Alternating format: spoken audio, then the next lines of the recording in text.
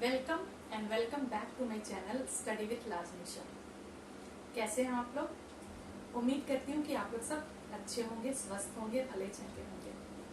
चलिए, आज मैं जो टॉपिक स्टार्ट करने जा रही हूँ वो है बुद्धिज्म और जैनिज्म। ये टॉपिक हम लोग 12th क्लास से लेकर के आगे कंपटीशन के एग्जाम्स तक के लिए पढ़ते हैं, हमें प्रिपेयर करना पड़ता है। 12th क्लास के कोर्स में भी एक चैप्टर बुद्धिज्म और जैनिज्म से रिलेटेड है। ग्रेजुएशन में भी आप इस टॉपिक को पढ़ेंगे और साथ ही साथ कंपटीशन एग्जाम्स में इससे बहुत सारे प्रश्न पूछे जाते हैं। खास करके बीपीएससी जिन एग्जाम्स को कंडक्ट कराते हैं उसमें तो इनसे रिलेटेड बहुत सारे क्वेश्चन पूछे जाते हैं। कारण क्या है? क्योंकि बौद्धिज्म और जैनिज्म का बहुत ही गहरा रिलेशन बिहार से है।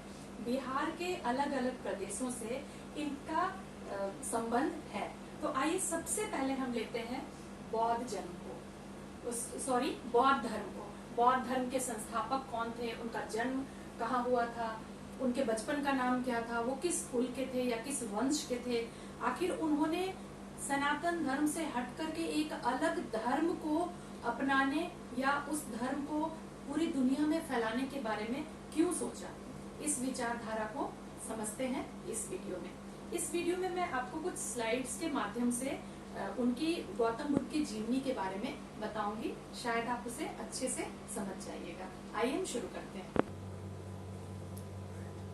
बौद्ध धर्म के संस्थापक या बौद्ध धर्म के जो फाउंडर थे गौतम बुद्ध थे। उनको शाक्य मुनि भी कहा जाता है। शाक्य मुनि इसलिए कहा जाता है क्योंकि वो शाक्य गणराज्य के थे। इनका जन्म 563 BCE में लुम्बिनी में हुआ था। 563 BCE यानी कि ईसवी स्टार्ट होने के 563 वर्ष पहले इनका जन्म लुम्बिनी नामक जगह में हुआ था। इनके बचपन का नाम सिद्धार्थ था और इनके पिता का नाम शुद्धोधन था। शुद्धोधन जो थे वो शाक्य गणराज्य के सरदार या आप उन्हें शाक्य गणराज्य के राजा कह सकते हो। उनकी माता का नाम महामाया देवी था। वो कौशल की राजकुमारी थी। महामाया देवी सिर्फ सिद्धार्थ के जन्म के 7 दिन के बाद ही उनकी मृत्यु हो जाती है। मतलब कि उनकी माँ की मृत्यु उनके जन्म के सिर्फ 7 दिन के बाद हो जाती है। उनका लालन पालन उनकी मौसी महाप्रजापति गौतमी ने किया। महाप्रजापति गौतमी जो कि उनकी मौसी भी थी, मतलब कि उनकी मौसी से उनके पिता ने विवाह किया था। इनका लालन पालन बहुत ही अच्छे ढंग से राजमहल के अंदर ही किया गया। बचपन से ही बहुत ही एकांत प्रिय थे सिद्धार्थ। इनके पिता जो थे वो चाहते थे कि सिद्धार्थ बड़े होकर के उनके गणराज्य के सरदार बने, उनके गणराज्य के राजा बने, जिनकी वजह से उनकी शिक्षा दीक्षा का हर चीज का बहुत ही ध्यान रखा गया।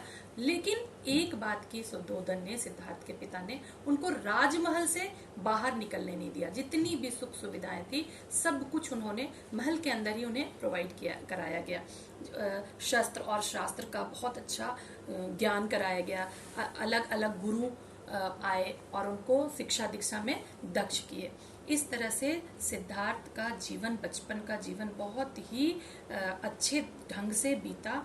बहुत ही कहेंगे कि राजमहल के अंदर ही सारी सुख सुविधाओं के साथ ही। लेकिन उन्होंने राजमहल के बाहर क्या है इस चीज को समझा नहीं। उन्हें पता नहीं था कि राजमहल के बाहर क्या है। धनुष विद्या में, तलवारबाजी में, जितनी भी शिक्षाएं होती है हर शिक्षाओं में उनको दक्ष किया गया। लेकिन फिर भी कभी कभी क्या होता था, सिद्धार्थ का मन इन सारी चीजों में नहीं लगता था। बचपन से ही वो बहुत ही दयालु थे। उनका कभी कभी एकदम वो एकांत में बैठ के कुछ सोचने लगते थे, ध्यान में मग्न हो जाते थे, विचारों में मग्न हो जाते थे। इसकी वजह से उनके पिता को इसकी चिंता बहुत सताती थी। उनको लगता था कि पता नहीं मेरा बेटा आगे चलकर मेरे राज्य को संभालेगा या नहीं, वो क्यों इतना एकांत प्रिय हो गया है। ये सोच करके उन्होंने इनका विवाह बहुत ही जल्दी एक बहुत ही सुंदर राजकुमारी यशोधरा से करा दिया। यशोधरा बहुत सुंदर थी। सुद्धोधन यानी कि सिद्धार्थ के पिता को लगा कि शायद वो घर गृहस्थी में फंस करके अपने एकांत प्रिय जो जीवन वो बिताना चाहते थे, कहीं ना कहीं उनके मन में था एकांतवास में रहने का, इस चीज को वो भूल जाएंगे और अपनी पत्नी के साथ और गृहस्थी के जीवन में अच्छे से रम जाएंगे। ये सोच करके सिद्धार्थ ने बहुत ही कम उम्र में उनकी शादी यशोधरा से करा दी। जल्दी ही उनका एक पुत्र भी हो गया, राहुल। लेकिन फिर भी सिद्धार्थ विचलित हो जाते थे। एकदम से वो एकांत में जाके बैठ जाते थे और कुछ विचार करने लगते थे, किसी ख्यालों में खो जाते थे। एक दिन उन्होंने अपने सारथी को समझा लिया कि उन्हें राजमहल के बाहर ले चले। सारथी मान गए और चुपचाप सारथी के साथ सिद्धार्थ महल के बाहर निकल जाते हैं। महल के बाहर निकलने के बाद 4 ऐसी चीजें हुई जिसको कि देख करके सिद्धार्थ का मन बिल्कुल भी बदल जाता है, उनका हृदय परिवर्तन हो जाता है। उन्हें वो जो एकांत प्रिय थे, एकांत में रह करके कुछ सोचते थे, वो और ज्यादा उन पर हावी हो जाता है। उन्होंने ये 4 चीजें क्या देखी? सबसे पहले उन्होंने एक वृद्ध व्यक्ति को देखा जो कि लाठी के सहारे, डंडे के सहारे चल रहा था, बिल्कुल ही झुका हुआ था। उन्होंने अपने सारथी से पूछा कि ये कौन है, ये ऐसे झुक करके क्यों चल रहा है? सारथी ने उन्हें बताया कि वृद्ध व्यक्ति है। हर व्यक्ति एक न एक दिन वृद्ध होता है और उसकी स्थिति ऐसी हो जाती है, वो बिल्कुल दुर्बल सा, पहले जैसा स्वस्थ और सुंदर नहीं रह पाता है। दूसरा जो व्यक्ति था जिसका सिद्धार्थ के मन पर बहुत अधिक असर पड़ा, वो व्यक्ति था बीमार व्यक्ति, यानी कि रुग्ण व्यक्ति, रोगी व्यक्ति। वो रोगी था और सड़क के किनारे पड़ा हुआ था बेहोशी की हालत में। जब सिद्धार्थ ने अपने सारथी से पूछा कि ये ऐसे सड़क के किनारे क्यों पड़ा है, सारथी ने बताया कि ये एक रोगी व्यक्ति है, इसके शरीर के अंदर बीमारी आ गई है, बीमारियों से ग्रस्त है, जिसकी वजह से इसका शरीर बहुत ही दुर्बल हो गया है और घर के लोग भी इसको ऐसी हालत में बाहर ही छोड़ दिए हैं। इसका भी असर सिद्धार्थ के मन मस्तिष्क में बहुत ज्यादा पड़ता है। आगे चलने पे सिद्धार्थ ने एक शव यात्रा को देखा। एक डेड बॉडी को बहुत सारे पुरुष लेकर के जा रहे थे अंतिम यात्रा के लिए। सिद्धार्थ ने पूछा, ये किसे लिए जा रहे हैं? ये लोग किस जुलूस में जा रहे हैं, क्या है ये? तो सारथी ने सिद्धार्थ को बताया कि ये शव यात्रा है, व्यक्ति मर गया है और इसके अंतिम संस्कार के लिए इसके परिजन और इसके पास पड़ोस के लोग ले जा रहे हैं अंतिम संस्कार के लिए। सिद्धार्थ इन सारी बातों से अनभिज्ञ थे। सारथी ने उन्हें बताया कि जो व्यक्ति जन्म लेता है उसका मरना तय है, उसकी मृत्यु जरूर होती है। सिद्धार्थ को कुछ समझ में नहीं आ रहा था कि वो क्या देख रहे हैं। फिर उन्होंने एक तपस्वी को देखा जो कि नदी के किनारे बैठ करके तपस्या कर रहे थे। उनका चेहरा बिल्कुल बहुत ही अच्छा दिख रहा था, उनका मुखमंडल बिल्कुल आभा लिए हुए था। ये उनको लगा कि उन्होंने सारथी से फिर पूछा कि ये कौन है। सारथी ने बताया कि इन्होंने मोक्ष माया को त्याग कर दिया है और अपने घर को त्याग करके वो तपस्वी के जीवन को जी रहे हैं। सिद्धार्थ को ये सारी बातों का पता चलता है। तपस्वी को देख करके उनका मन और भी बदलता है। जब वो घर आते हैं, घर आने के बाद एक रात उन्होंने अपनी पत्नी, अपने बेटे और अपने सारे परिजनों को छोड़ करके चुपचाप घर से बाहर निकल जाते हैं। 4 साथी भी उनके साथ निकलते हैं। वो बाहर निकलते हैं और निकल करके उन्होंने तपस्वी का वेश धारण कर लेता है, क्योंकि तपस्वी की जो छवि थी इनके मन मस्तिष्क में समा गई थी। इनको लग रहा था कि किसी न किसी तरह से मुझे सत्य की खोज करनी चाहिए कि ये जीवन और मृत्यु का रहस्य क्या है, व्यक्ति जन्म क्यों लेता है, उन्हें दुख क्यों, कुछ व्यक्तियों को दुख का सामना क्यों करना पड़ता है और इस दुख से मुक्ति का उपाय क्या है। इन सारी चीजों को मुझे ढूंढना ही पड़ेगा, कोई ना कोई गुरु को ढूंढना पड़ेगा जो कि मुझे इन सारी चीजों के बारे में बताए। जब वो घर से बाहर निकलते हैं, तपस्वी का वेश धारण कर लेते हैं, राजसी वस्त्रों को त्याग करके तपस्वी का वेश धारण करके और वो आगे बढ़ते हैं। आगे जाने के बाद सबसे पहले उन्होंने किसी गुरु की तलाश की कि जो इन्हें बता सके। वैशाली में उन्होंने अलार कलाम से पूछा, उनसे कुछ इन सब के बारे में जानकारी हासिल करने की कोशिश की। जन्म और मृत्यु के रहस्य, सच क्या है। उनको अलार कलाम ने जो भी बताया उससे वो सेटिस्फाइड नहीं हो पाए, संतुष्ट नहीं हो पाए, और आगे राजगृह में उन्होंने रुद्रक रामपुत्र से भी कुछ बातें सीखने को चाहिए। उनको वो भी उनके गुरु थे और उनसे भी उन्होंने चाहा कि वो कुछ सीख पाए, लेकिन वो उनसे भी सेटिस्फाइड नहीं हो पाए। फिर वो आगे बढ़ के उरुवेला में, एक बात मैं यहाँ पे बता देना चाहती हूँ कि जब सिद्धार्थ घर से निकले थे तब उनकी उम्र मात्र 29 वर्ष थी। 29 ईयर्स के वो थे जब उन्होंने अपने घर का त्याग किया था तपस्वी जीवन के लिए। अपने 4 साथियों के साथ वो उरुवेला में पहुंचते हैं और वहां पहुंच करके वो बिल्कुल तपस्वी का जीवन जीने लगते हैं। भूख प्यास हर चीज को त्याग करके कड़ी तपस्या करने लगते हैं, बहुत कड़ी तपस्या करने लगते हैं। इतनी कड़ी तपस्या करते हैं कि उनका शरीर पूरा जर्जर हो जाता है और फिर भी उन्हें ज्ञान की प्राप्ति नहीं होती। उन्हें पता ही नहीं चलता है, जिस चीज को वो ढूंढने आए हैं अभी तक उन्हें पता नहीं चला उसके बारे में।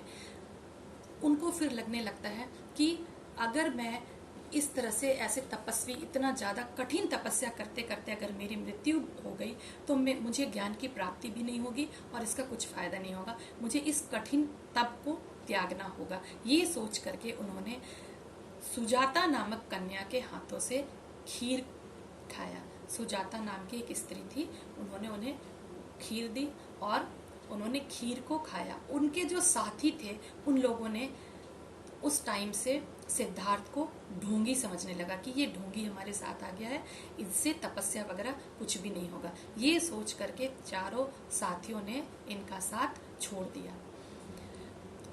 इसके आगे गौतम बुद्ध उरुवेला से बोध गया की तरफ बढ़ते हैं।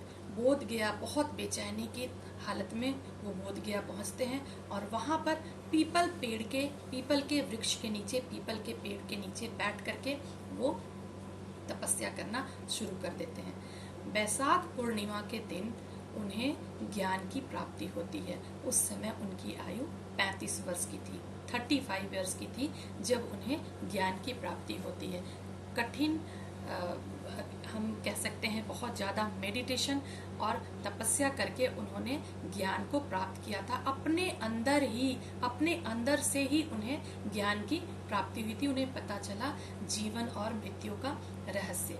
जब उन्हें ज्ञान की प्राप्ति हुई तो उन्हें लगा कि मुझे अब उपदेश देना चाहिए लोगों को भी इस ज्ञान को बताना चाहिए, जन्म और मृत्यु का रहस्य क्या है। और सनातन धर्म से हट करके उन्होंने पाली भाषा को चुना अपने उपदेश के लिए, क्योंकि उस टाइम पे जो सनातन धर्म, हिंदू धर्म था, उसमें जितनी भी वेद वगैरह, ऋग्वेद वगैरह जितने भी वेद थे वो ब्राह्मणों के जरिए बताए जाते थे, जो कि संस्कृत भाषा में बताए जाते थे। आम लोगों की पहुंच से ये बहुत दूर था। आम लोग संस्कृत भाषा को बहुत अच्छे से समझ नहीं पाते थे। पाली चूंकि उस समय की आम जनों की बोलचाल की भाषा थी, इसलिए सिद्धार्थ, जो कि अब गौतम बुद्ध बन चुके थे, जैसे ही ज्ञान की प्राप्ति हुई, इस ज्ञान की प्राप्ति को संबोधि कहा जाता है। और जिस वृक्ष के नीचे, जिस पेड़ के नीचे, पीपल के पेड़ के नीचे गौतम बुद्ध बने, उस पेड़ को बोधि वृक्ष कहा गया।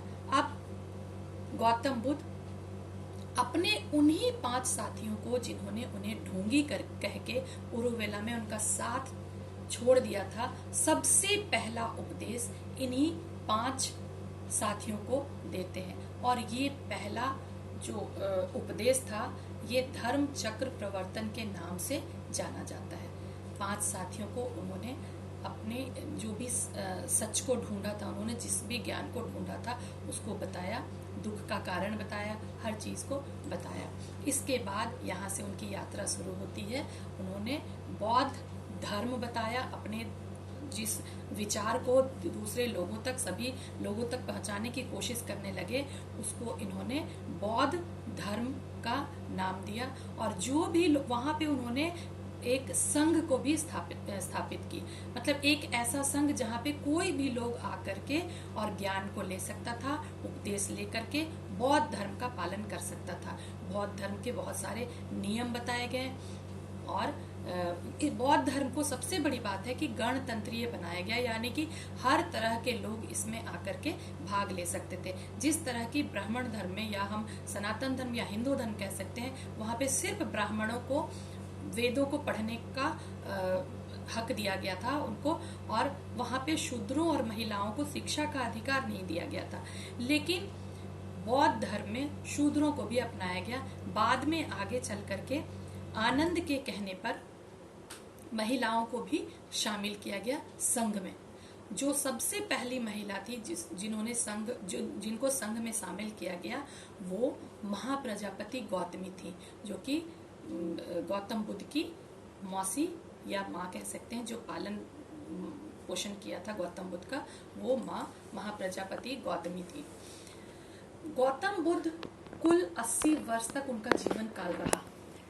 वो लगातार 35 वर्ष की उम्र में उनको ज्ञान प्राप्त हुआ, और उसके बाद लगातार 45 वर्ष 45 वर्ष उन्होंने घूम घूम करके बौद्ध धर्म का प्रचार किया। अपने ज्ञान के बारे में, जो भी ज्ञान को उन्होंने पाया था, उसका उपदेश दिया। सब हर जगह घूम घूम के वो साल के 8 महीने तक घूम घूम करके और उपदेश दिया करते थे, भिक्षा लिया करते थे। उनके संघ में भिक्षु हुआ करते थे, सबके साथ मिलकर के वो घूम घूम के सबको उपदेश दिया करते थे, बौद्ध धर्म में दक्ष किया करते थे। 80 वर्ष की आयु में कुशीनगर के साल वृक्ष के नीचे कुशीनगर में कोई जंगली फल खा लेने से, अतिसार की वजह से उनकी मृत्यु हो गई।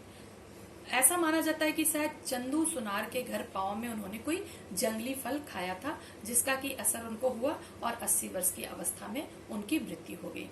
उनकी मृत्यु के बाद उनके शरीर का जो अंश था उसको 8 भागों में बांट दिया गया, और उन 8 भागों में स्तूप का निर्माण किया गया। स्तूप वही है जहाँ पे बौद्धिस्ट जाकर के और प्रार्थना पूजा वगैरह किया करते हैं।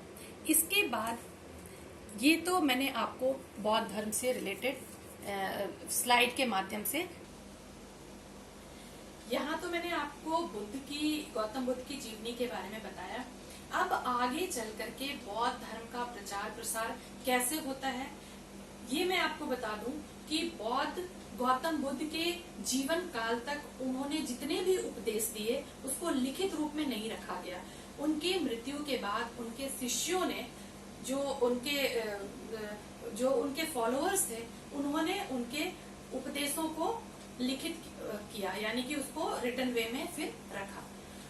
अब मैं आपको अगले वीडियो में बताऊंगी कि बौद्ध धर्म कितने भाग में बटा, बौद्ध धर्म की क्या शिक्षाएं थी, कौन से त्रिरत्न थे, उनके कौन से अष्टांगिक मार्ग थे, आगे चल के उनके शिष्यों के द्वारा कौन कौन सी संगीतियां की गई, संगीतियों में कौन कौन से राजा थे, संगीतियों के अध्यक्ष कौन बने, इन सारे चीजों की जानकारी मैं आपको अगले वीडियो में दूंगी। इसीलिए प्लीज आप मेरे अगले वीडियो का वेट कीजिए, और यदि आपने मेरे चैनल को सब्सक्राइब नहीं किया है तो मैं रिक्वेस्ट करती हूँ आप मेरे चैनल को सब्सक्राइब कीजिए, लाइक कीजिए, शेयर कीजिए। अगले वीडियो में फिर से मिलते हैं। Thank you.